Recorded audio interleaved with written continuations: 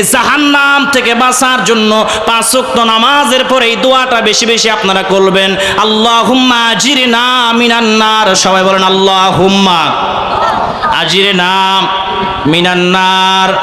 আর যদি নিজের জন্য শুধু একার জন্য পড়েন আল্লাহুম্মা আজিরনি মিনান নার।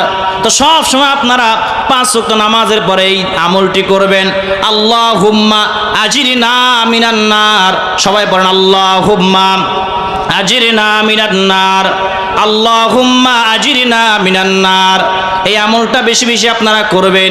আবার নামাজ না পড়ে খালি যদি আমল করেন সম্ভব?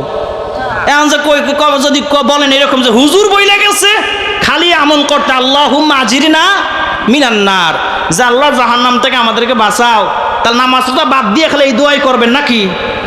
নামাজ পড়া লাগবে কি লাগবে না? নামাজ পড়ে আল্লাহর হুকুম আকাম মেনে তারপরে এই আমল করা লাগবে, এই দোয়া ফরিয়াদ আল্লাহর কাছে জানানো লাগবে।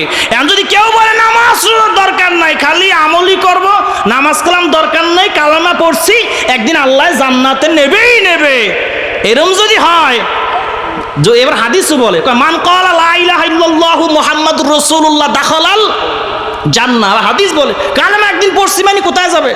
জান্নাতে যাবে। এইটা জানে না যে যা আগে যে পাপ করছেন আপনি, এগুলোর জন্য জাহান্নামে আগে জ্বালায়া পুরায় আঙ্গার কইরা তারপরে যদি আল্লাহ চায় বান্দাকে মাফ করে জান্নাত দিতে পারে।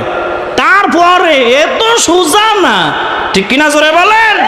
আল্লাহ সকলকে বোঝার তৌফিক দান করুক, আমিন বলেন।